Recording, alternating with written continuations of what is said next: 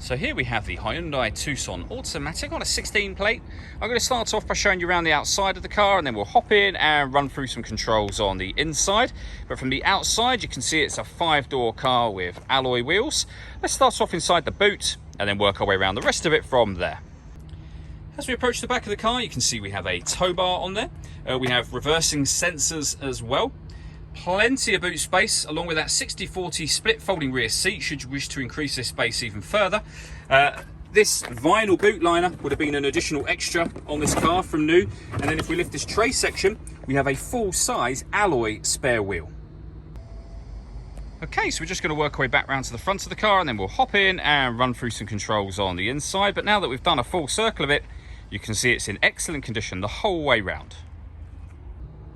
Just briefly before we climb in, I think it's well worth seeing the interior from this exterior point of view. You get full leather seats. There's plenty to run through on the dashboard, so let's hop in and we'll do that now. Okay, now that we're inside the car, we're going to start with the dials. On the left-hand side, we have the rev counter, and on the right-hand side, the speedometer and fuel gauge. In the middle at the bottom, you can see the total miles for the car. They are 62,852. Above that, we have a digital readout for the speedometer. You can change the information displayed there for various different bits of info, trip computer and car information. And there are other menus available as well. So we have navigation, lane assist or vehicle settings, audio, service information, and then user settings. If we back out to the steering wheel, the buttons I was using a moment ago are just here. We also have cruise control and speed limiter over that side. On the left-hand side, we have stereo and phone controls. The phone controls can only be used after such time as you pair up the phone to the car, and that is done over on the touchscreen in the center. If you hit the phone button and then you'd hit add new, we're going to cancel that for now.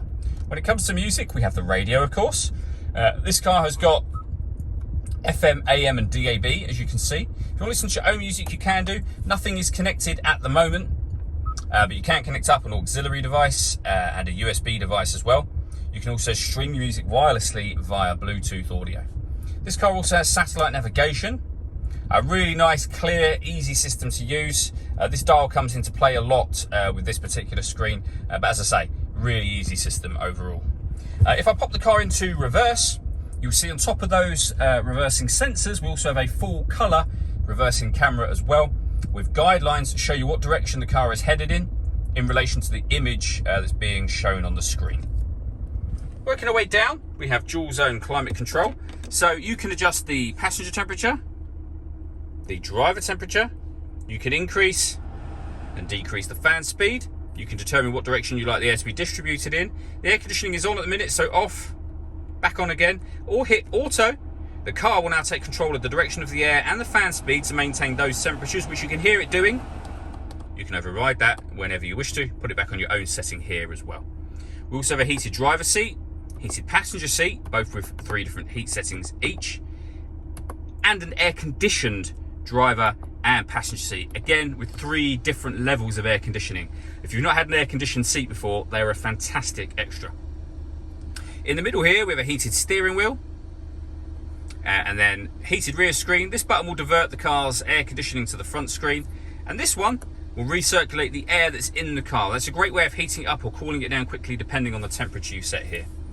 We have 2 12-volt charging sockets, as well as the auxiliary and USB inputs.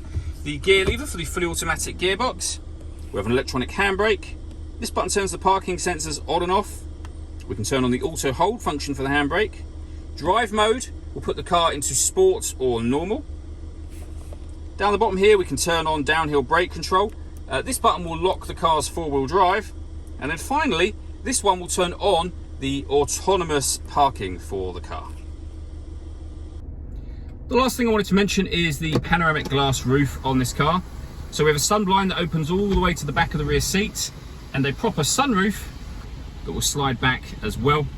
And as you can see, that gives you a huge area here in which to have the kind of airflow.